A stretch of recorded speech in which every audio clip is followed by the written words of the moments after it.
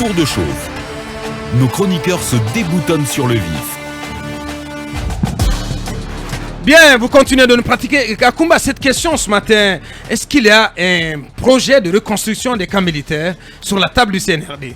Écoutez, je pense qu'on doit consolider ce qu'on a en main et mieux creuser la question, mais forcément, quand les camps sont délabrés, il faudra les reconstruire. Ouais. Et je pense et c'est le cas, dans tout le pays. Ouais. Oui, cela pourrait retenir l'attention du colonel qui a envie de mettre main sur, en tout cas en donnant des conditions de vie acceptables à l'ensemble des structures de notre armée. Ouais. Et c'est tout à fait louable qu'on se pose la question, Ouais. puisqu'on sait déjà qui a l'habitude d'avoir des contrats, notamment dans les camps militaires, on peut se poser quand même la question de savoir si les camps qui n'avaient pas été reconstruits, est-ce que leur contrat avait été annulé ou est-ce que l'ancien concessionnaire pourrait continuer les travaux sur ce camp militaire-là. De toutes les façons, les camps militaires présentent un visage un peu reluisant. En tout cas, chez moi, à Gawa, ce ne sont que des petites cases. Quand vous voyez le camp militaire de Boké, mais c'est une honte. Ouais, franchement. Non, mais c'est ça y ressemble, franchement. Et que dire du camp de Kissidougou, le camp de Dabola, mais c'est disons les camps militaires. Le colonel Doumbouya, il peut profiter de la transition pour changer le visage de ces camps, sauf que voilà, il faut que les marchés soient passés dans des conditions. On sait les mauvais parce qu'on parle des méga projets de plus de 200 millions d'euros, en tout cas de 2000 milliards de francs guinéens pour la reconstruction des camps. Ça reste à vérifier. Oui, mais avant de reconstruire Abakar, qu'en est-il des premiers projets sous la transition conduite par Dadis? On sait que le marché a été confié par exemple à Kikopress.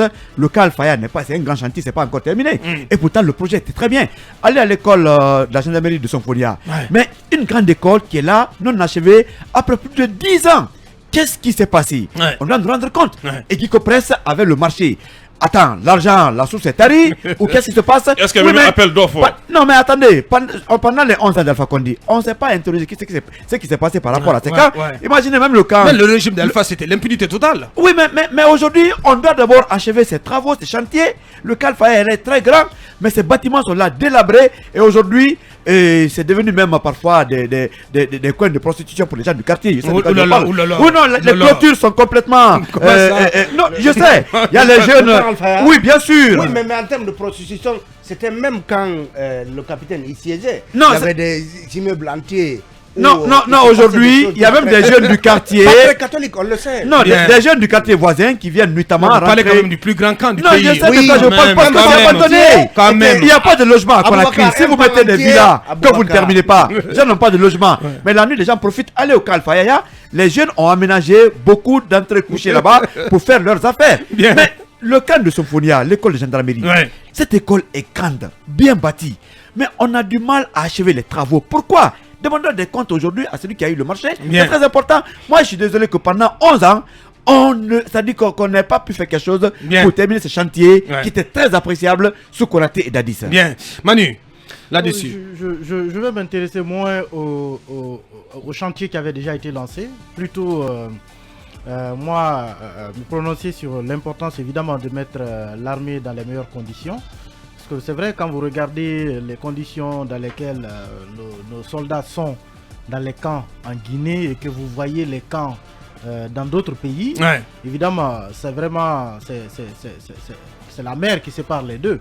Il faut créer les conditions pour que cette armée soit totalement opérationnelle, que les conditions soient les meilleures, parce que ça entre en ligne de compte finalement, les conditions de vie, les conditions de logement, les conditions même la nourriture et tout. Je pense que c'est important qu'on mette l'armée dans les meilleures conditions et c'est peut-être cela aussi qui lui permettrait d'être moins intéressé de la chose publique.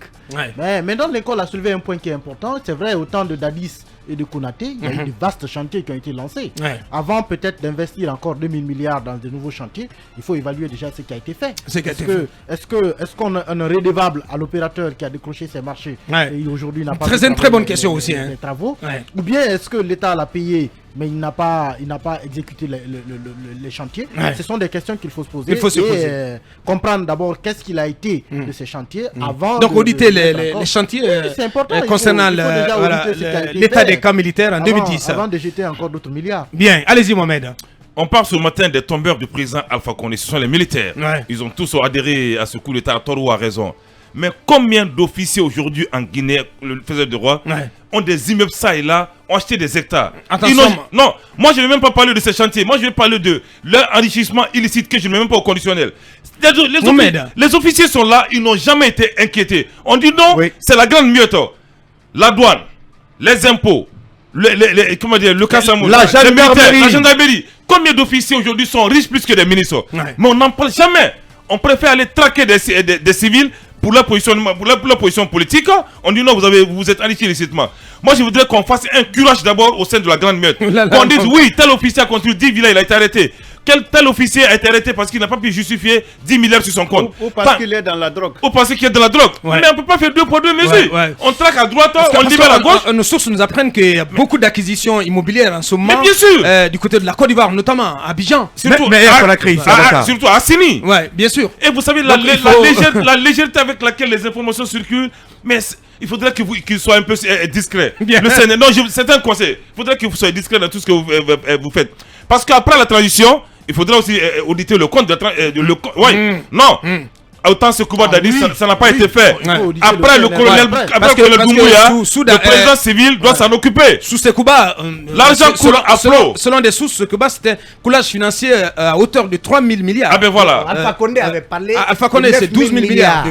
C'est vraiment 9 000 milliards pendant la transition. 9 milliards. 9 000 milliards. De francs guinéens. Oui, de dépenser pendant la transition. Allez-y au Kassamouri. C'est ce qu'Alpha Condé avait dénoncé. Il y a des simples chefs d'escadron. 3 milliards de coulage financier selon des statistiques sous Konaté. Ben voilà. Abakar, il faut qu'il se justifie. Abakar, il y a des simples chefs d'escadron dans ce pays qui ont quand même des immeubles de 5, 8 niveaux, plusieurs à Conakry. Et aujourd'hui, la transition, j'apprends que allez demander du côté du port. Et en tout cas, il y a des magouilles où on a même construit, acheté des immeubles pour un responsable sécuritaire de ce pays. De l'autre côté, la lagune est brillée. Bien. Alors, quelques réactions en 1 minute.